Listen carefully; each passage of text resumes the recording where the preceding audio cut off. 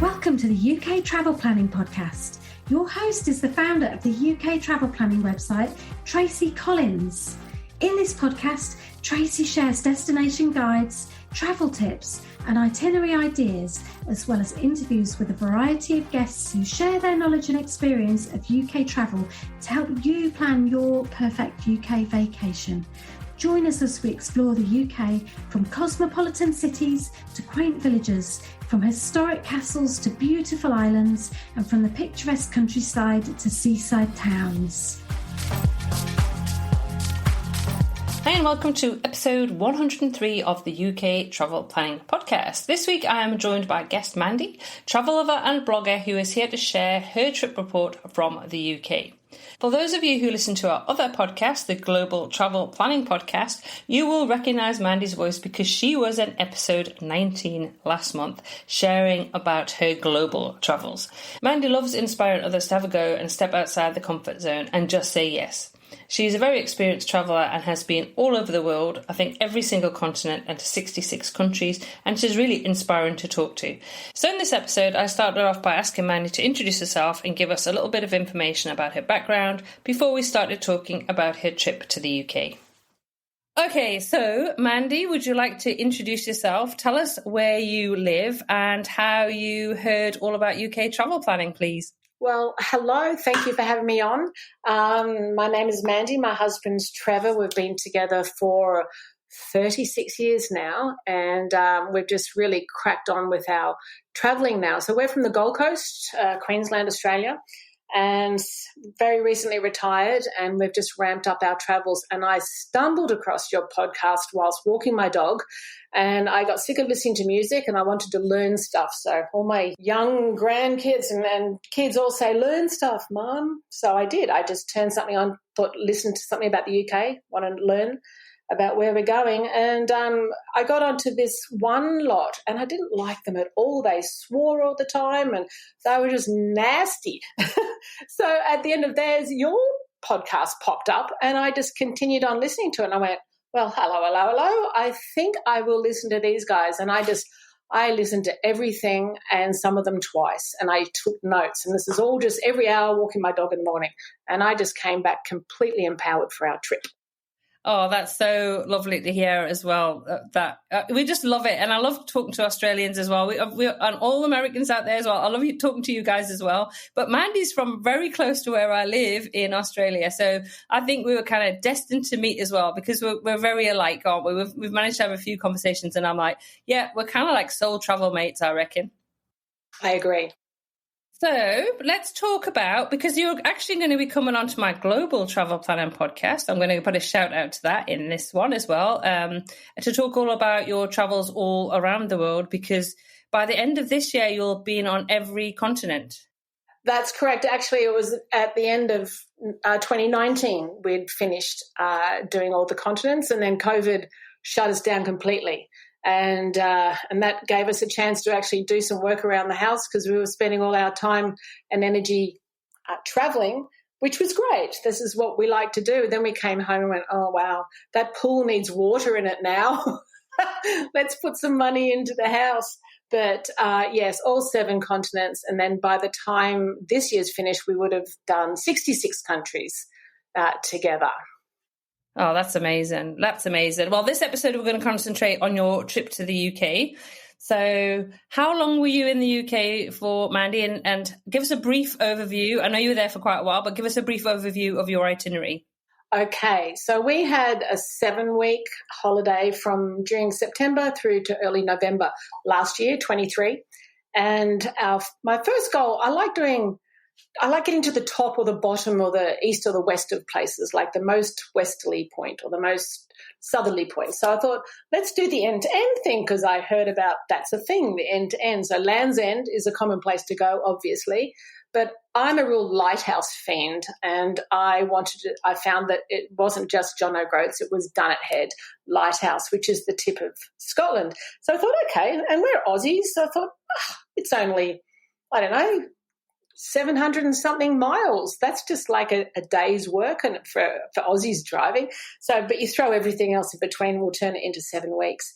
And as well, we also had 3 sets of friends that we had met on previous holidays that we wanted to go up and stay with them. And particularly, we spent a week in Wales with our Welshie friends who we met on a cruise to Russia a few years ago. So we've kept in contact with all our little travel family, which I love. And Facebook's really good for that. So we keep in touch, and then hopefully they come over to see us and then we go over to see them. So we threw in an end-to-end goal, 3 lots of friends, and turned it into a 7-week adventure.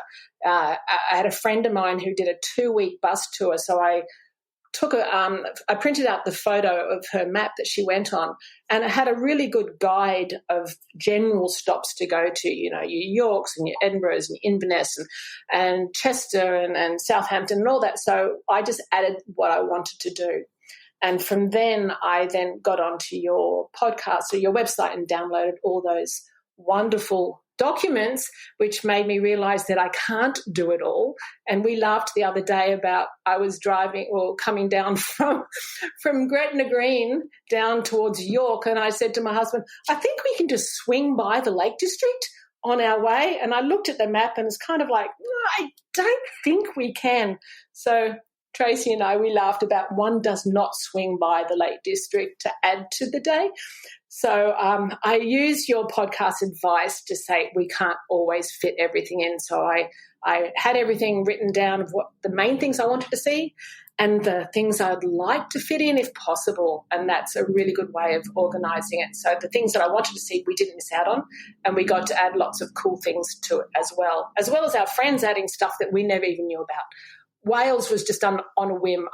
We were there for 7 days, and they just took us to castles and horse-drawn boat rides and up Snowdonia Mountain Railway and Brecon Beacon train trips. It was just magical. Wales is awesome.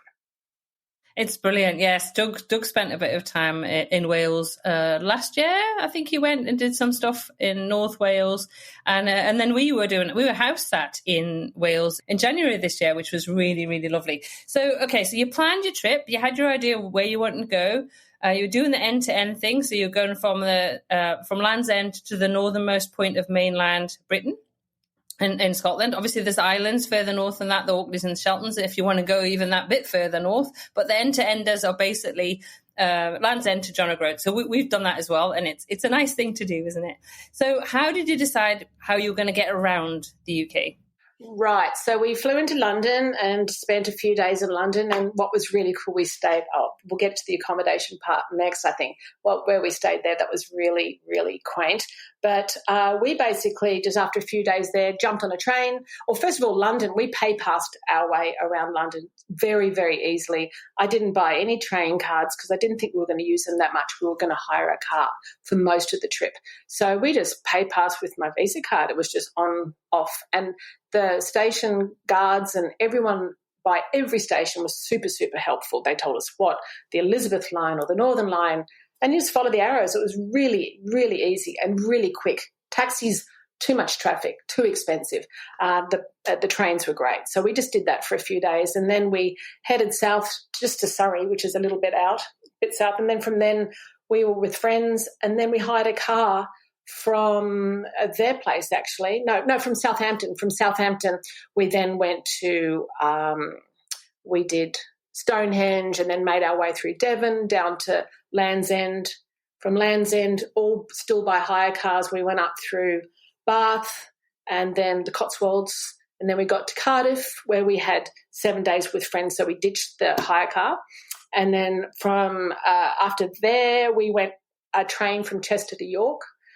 And that's when all our trouble hit, because do you remember when all those storms were hitting Scotland? I suppose it happens all the time, but there were really big storms, and we got on a train in York to head to Edinburgh, to Inverness. So we're going all the way to Inverness, and we got on the train and they just said, go home, turn around, abandon all hope. You're not going any further than Edinburgh. And I was like, oh, no. I had tickets the following day on the Jacobite train, and I was gutted. So we got stranded in Edinburgh for a few days and we just had to change plans. So we then picked up another hire car. From there we went Fort William, Isle of Skye, picked up the North Coast 500, which is I'd never heard of that until your podcasts.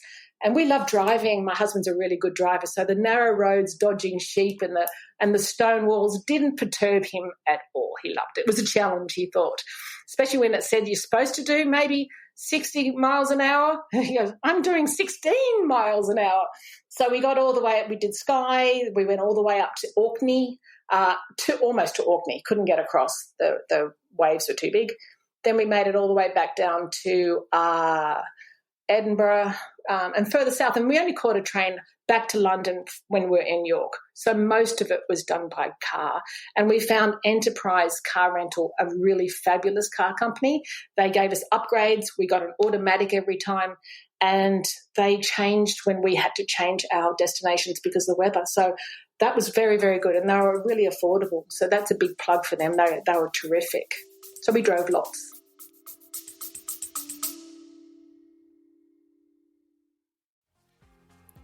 Hi, it's Tracy just popping in to share some exciting news. Our UK itinerary consultation service is now open for limited bookings. Whether you need help with the general UK itinerary, UK train travel or a London focus plan, we've got you covered. Benefit from personalised advice to make your trip seamless and memorable. So visit our website to learn more and book your consultation with myself and Doug today. Don't miss out on this opportunity to perfect your travel plans with our expert guidance.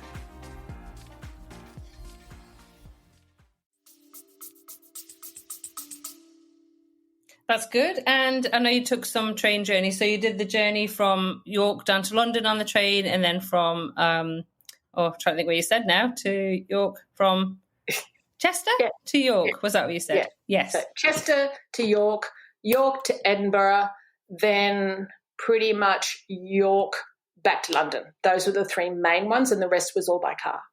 Okay, that's good to know. So you enjoyed that? You enjoyed being on the trains? Doug's going to ask me if I've asked you that, so I'll have to ask you. Love trains. My husband is a train fiend, so anytime we could get on a steam train, we were boots and all for that one. And it gave him a chance to look out the window or stare out the window with his eyes closed because he's a good sleeper. But it was a nice rest to get on the trains. And here's a tip. You buy a first-class ticket, don't have lunch in Starbucks before you get on the train because they feed you on the train. Didn't know that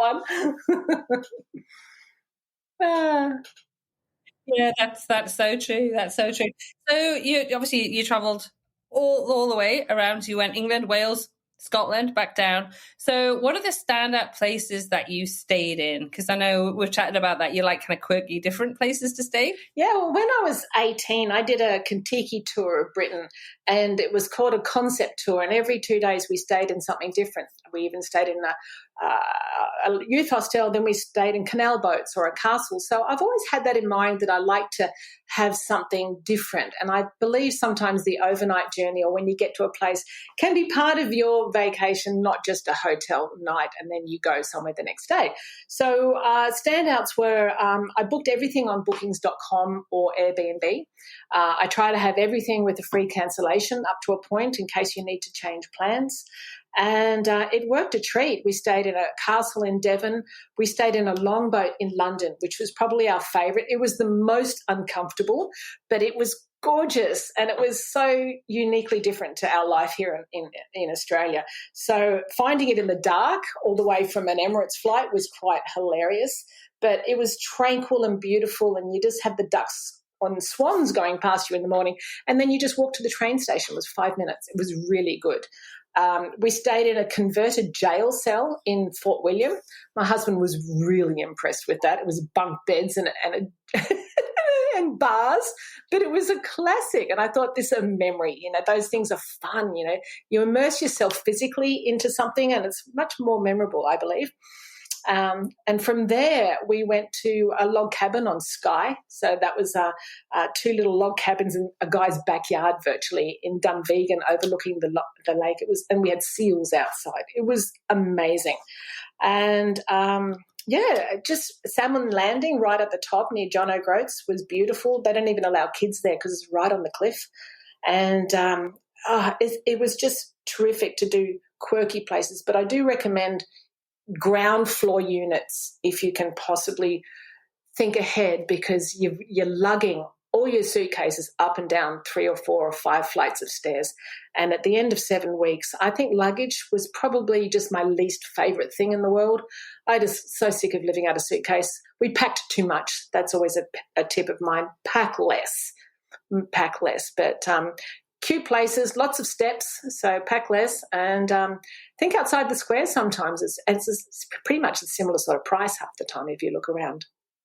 Okay, that's great. Well, and also I'll get the names of those places that you stayed at as well, Mandy, because I can put those in the show notes. So if you're thinking, oh, I like the sound of that prison, we'll put that in the show notes.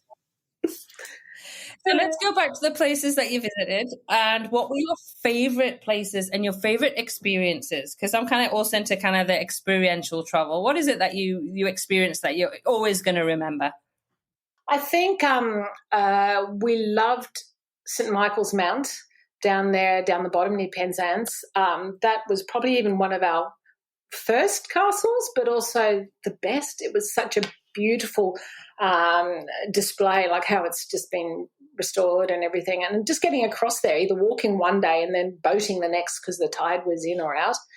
And then from that day, that afternoon, we went to the Minack Theatre. And honestly, I think I booked it over breakfast and we got in. It was the last show of this particular play. My husband has never seen a live play before. He'd rather, not do a play, and he loved it. But the funny thing was the drive to the Minack Theatre. I thought the Minack Theatre, I heard that was just on the sides of the cliffs near Cornwall. And I thought, okay, well, it's just Cornwall's Cornwall. Cornwall's massive. And this drive up to Minack Theatre took ages, and it was just donkey tracks. And we thought we were in the middle of nowhere. And then you see a little tiny sign saying Minack Theatre car park, and you were there at the top of the cliffs, and nowhere anything else for miles around. And halfway down the cliff is this theatre, and sort of the amphitheatre seats carved into the side, and it was just a highlight. We had gorgeous weather. We were really blessed for the first half of our trip with really, really good weather.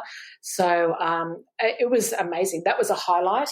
Another highlight would have been most definitely in Wales, the Snowdonia Mountain Railway going up. It's steep, and they have either a steam train or a diesel push your carriage up the mountain.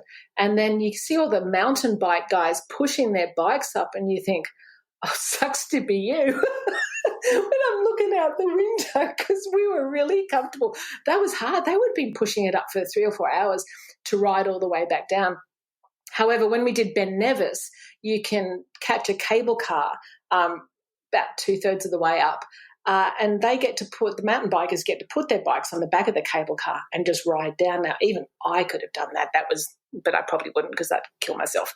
But there's so many fun things there. And then on the same day that we did the Snowdonia Mountain Railway, of course, obviously in Wales, we then drove and did a horse-drawn longboat ride along the canals in Llangollen or something like that. It's very hard to pronounce Welsh names. You need to buy a vowel. And that was beautiful. I love horses. I own horses. So doing a heavy horse, Tracy's laughing at this, and along canal was just brilliant. And then from then we drove further and we did a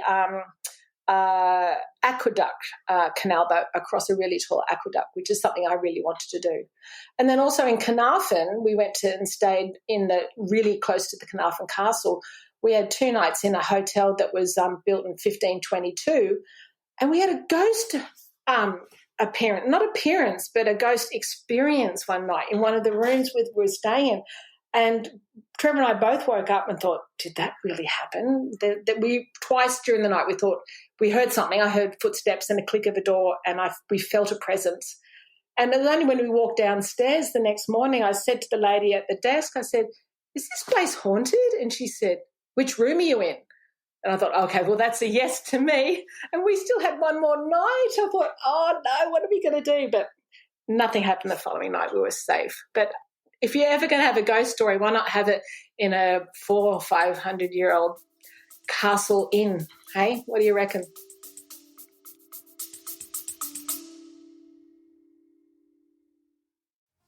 Hi, it's Tracy here. Just popping in to say, if you're enjoying the UK Travel Planning Podcast, I have some exciting news.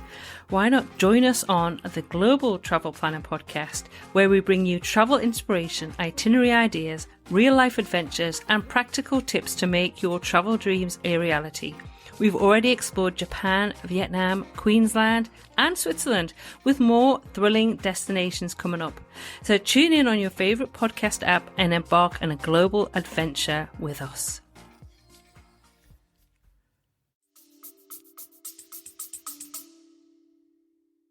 Oh, absolutely. I probably wouldn't have stayed the next night. I will just have to tell you that, Mandy. Oh, funny. I'm a chicken. I've told you that. No, that'd be enough for me the first night. I wouldn't have slept. The lights would have been on. I would have been sitting up in bed. I would have woken up Doug. I would have been like, right, something's going on here. Next night I would have checked out. I would have been running miles away going, no, we're not staying there. In fact, that is one of the reasons I actually don't stay in a castle. I would love to, but I kind of go, and every time I think about booking it, I go, no, Tracy, you won't sleep. So not a good idea.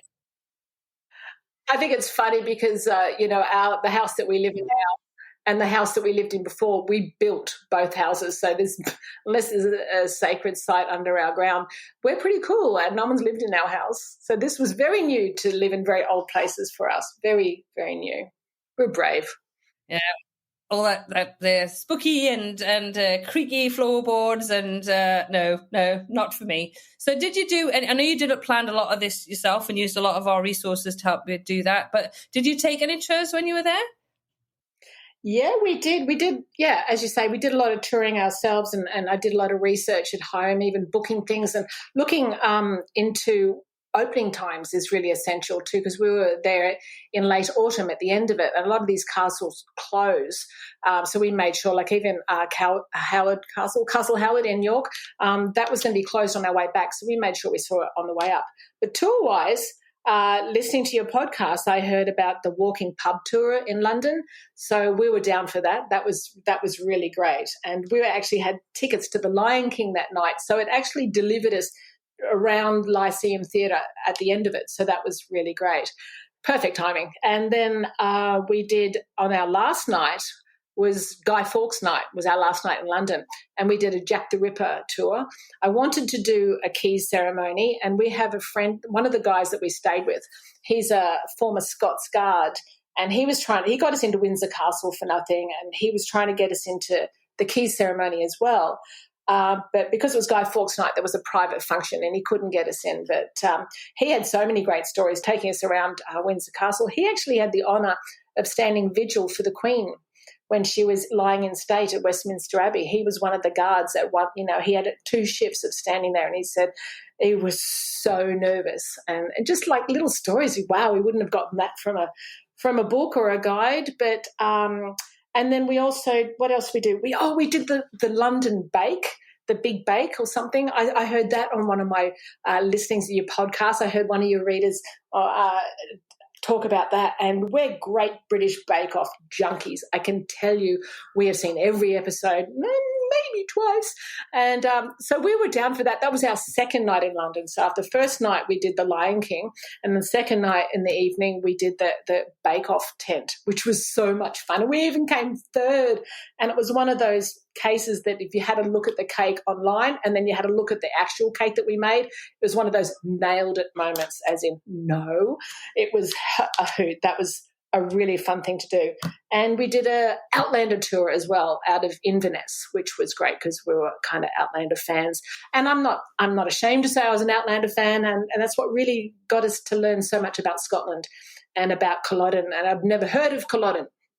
And I'm a Crawford, and one of the things that we did was seek out our Crawford Castle, so our clan castle, which is in ruins near Moffat, and sort of like the lowlands of Scotland.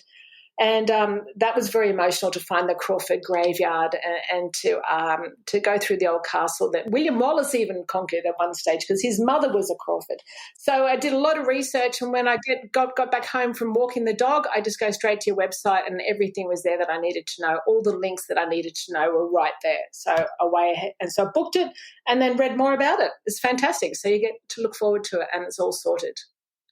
That's brilliant. And also, I'll just let you know at the moment as well, Mandy, because I know you're a big Outlander fan, is that I'm actually talking to Charlotte from Edinburgh Black Cab Tours, who actually knows Sam Hewen, and she's going to be coming on to talk about all things Outlander. I'm down for that. That's so good. We went to Lallybroch, and we went to Doon Castle, and everything that was, it was just terrific. And everybody else. There was one guy on our tour that he said, I don't even watch Outlander, but I thought this could be fun because you guys are crazy. Oh, that's brilliant. That's good. Right, I'm going to change the topic from tours. I'm going to go food, because you kind of mentioned it when you did the pub food tour. So what were your favourite foods? Were there any standout foods that you went, oh, wow, standout places that you ate that you went, oh, my goodness, I can't wait to go back? What did you enjoy? Well, my husband loves a roast dinner, so he was always looking forward to a Sunday lunch. And from learning on your podcast that you have to book Sunday lunches, Sunday roast, you're not going to just walk in because you're not going to get it at night time. Know that much. It's a lunchtime thing. So we were staying with friends, and they took us to Winchester. Winchester was really interesting because that was a former capital of England at one stage, and it's got the big cathedral or church there that's got the Knights of the Round Table on the wall. That was great. I digress. There was a Wickham Arms pub right nearby, and that had the best roast dinner on the planet. It was our first, but we've had them during, and that was still the best. It was just, everyone had something different, but it was really good. Then there was Trevor loves a Cornish pasty. He wanted to try a Cornish pasty, and we were within a couple of probably 5 minutes of leaving the vicinity of Cornwall on our way out, and was like, oh, we haven't had a pasty in Cornwall yet. And so we pulled over to a service station, and there was Warren's pastry shop or pie, Warren's Pies. And Trevor had the biggest, most beautiful golden Cornish pasty there, and it still was the best that he had. So if there was ever a Warren's, and especially if you're driving, it's fantastic. You're going to get a great Cornish pasty. Scones. Okay, you've got to have your jam on the bottom, cream on the top. But we came across two different people that had the opposite. But we found lemon curd and the clotted cream is just next level. That was so good. And as far as not liking something, in Scotland, I had a deep-fried Mars bar and a deep-fried fruit mince pie. And it was, sorry. I had one bite just to know that I'd never, ever, ever eat that again. Why destroy a perfectly good chocolate bar? It was gross, but it was fun. And the guys, when we ordered it, I said, this is the first time I've ever had this, and this is going to go home to Australia on what I write about, because this is gross. Not yours, just the idea. So but each their own. It's unique. It's unique. Yeah, you've done more than me, because I've never tried one before. I mean, I don't like fruit mince pies anyway, yuck, but I definitely wouldn't want to deep fry a Mars bar. I mean, no thanks. So, I mean, you took a step further than me. That I've looked and went, no. So you tried one, so. I'm game. I have a tattoo on my inner arm that just says, just say yes. And so maybe when it comes to a deep fried ice cream, I'm just going to put a piece of masking tape over that, and I just say no. I just cover it up. So I'm going to ask you about tips, and I know you're going to talk about packing, and I think that's a key tip that you've already said. Actually, is when you're traveling, really think about how much you take with you. So I'm going to ask you to save your number one tip to the last question, if you can do that, Mandy. Okay. Because I love to end my podcast with that particular question. Right. But let's talk a little bit about your packing and what tips you would give to anybody who is going to the UK. I mean, you went for a long time, so you had to think carefully about what you were taking. Yeah. And we were going through late coming into autumn. So it was going to be cold and layers. And we're Aussies. Trevor when he goes out, he just brings out his best pair of thongs to wear on his feet. So we had to really think about shoes and hiking boots. So just like one pair of runners and one pair of flip-flops and one pair of hiking boots and a long jacket that can roll up. But I always say too that if you don't want to look the same, like I think the last couple of weeks in Scotland, I looked the same. I just had jeans and layers, thermals, and my ribbed jumper and a jacket. I looked the same in every photo. So I started to buy a couple of scarves. I bought a London scarf, which I really love, and just have, what I say to ladies is just put 5 silk or nylon scarves in your bag. They pack down to nothing, weigh nothing, and they can make you look different in every photo. That was, I mean, it's kind of like after 7 weeks, if you want to look, we've got photos on our wall where I'm from different holidays and Trevor's wearing the same thing. They could be years apart. All right, another tip. You go with what's comfortable, Mandy. You go. Yeah. So another one, which I said before, is just check opening times for places, even restaurants. On the Isle of Skye, we were there on a Sunday and Monday, and I read that a lot of the restaurants aren't open on Sundays and Mondays. So I booked something 6 weeks in advance, which is, for a little tiny place, seemed silly, but it was packed because everyone around there knew that they were going to be, everything else was closed. So, and you can always cancel. So look at those things, and same with castles or attractions, is to look at their opening times and whether or not they're closed for the season, because they do, especially further north you go, they do tend to shut down.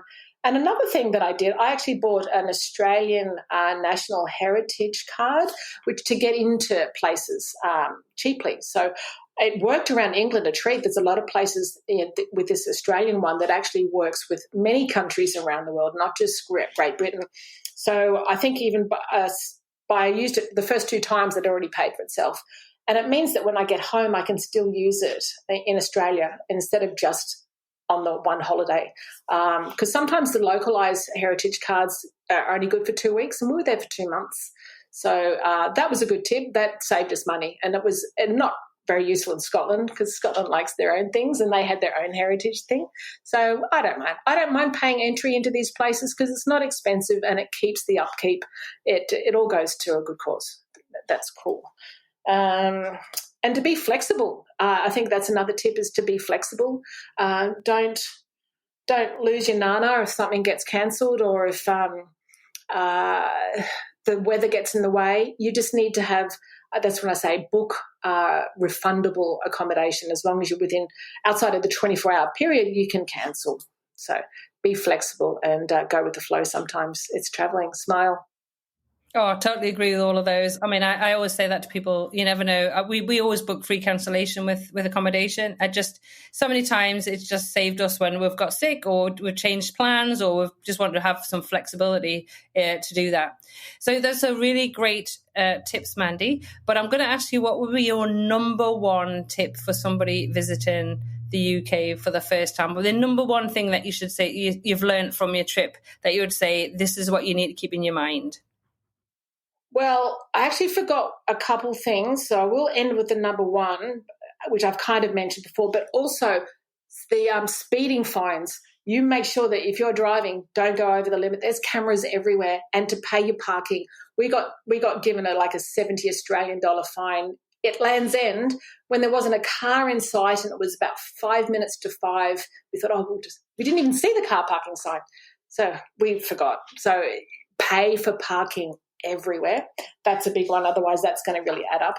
But my biggest tip, which I did mention, I think, is pack less. It's a motto that I need to put on our suitcases. And I've always said, lay it all out on your bed and then halve it, and figure out just a couple of nice things. But for 2 months, we still pack too much. So we get ourselves down to a medium-sized suitcase and a carry-on for a trip that long. And if you're going to cold weather, there's nothing much else you can do because you need jackets and you need a pair of boots and stuff. I can't ever think of doing a whole holiday on check-in luggage on one bag, especially out of Australia. They're very, very strict with a 7-kilo bag. And I see some people, they got backpacks and they come on with 3 bags. I went, not in Australia, So we're used to that. We're used to the luggage guards being very, very tough. So, but at the end of the day, you don't want to be lugging all those up the stairs. You don't want to be lugging them in and out of your boot of your car and on and off trains really quickly, or having to put them high up on a luggage rack on trains. So be mindful of that. Just do yourself a favour and pack less. At the end of the day, buy another jacket and tie it around, just buy a jacket over there if you're missing something, which better than taking stuff that you don't need. Buy it if you do need it. It's not the end of the world. If you've paid all that money to get there, you can afford another jacket. 100%. No, 100%. That's so true. And there are great shops, even if you, for toiletries, for medical stuff and boots, chemists, there's just, so you don't have to take everything because you can go buy loads. Poundland for glasses. I found Poundland. It's like $1 shop. And we got glasses, those reading glasses that used to be $1.99 in Australia. Now they're $25, kind of like the ones I'm wearing at the moment. They're $1.99, Poundland. It was fantastic. And you get Panadol and Nurofen. My husband just had a new knee put in 10 weeks before this holiday, so we needed to get some pain relief and things like that. Those places are just great to stock up on those things. Don't bother bringing that from home. Find a Poundland. Perfect. That's perfect. So, Mandy, thank you so much for agreeing to come on the podcast. I'm just going to also give a shout out for the fact that you have your own blog. So just want to give us a quick chat about your blog and where people can find it. Excellent. Thank you. I started a blog back in about 2018, and it's called Spending Kids' Inheritance. My son came up with the name because he said, well, Mum, what do you think you're doing? Oh, okay. Spendingkidsinheritance.com is my domain name. So if you Google that, you will find my blog, and it's all about bucket list destinations. And, I've climbed Mount Kilimanjaro, and I've swum with sharks, and we've done Machu Picchu and Galapagos and Petra and all those fun things. And we've got Mozambique at the end of this year, and we've got Iceland and Greenland coming up in a month's time. So I love writing. I love talking, as you can hear. So come on and have a look. There's lots of great photos because I really have a lot of good time just taking photos. And I'm just an iPhone girl. So I'm no pro, but I'm a chatterbox, and I like to write about living life the best you can. Actually, I've got a tattoo on my other arm that says adventure before dementia. That's me.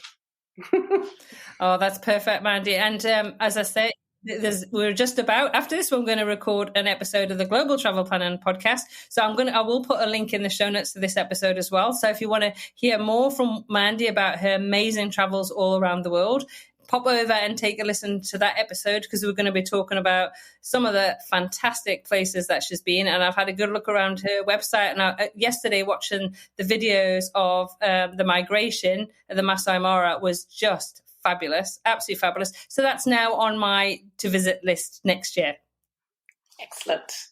Excellent. Thank you, Tracy, for having me on. And it's a blast. I'll continue listening to all your podcasts. And anytime I can help and have a chat, I'm happy to. And thank you for everything you do for all of us, for nothing. Thank you. You're a blessing.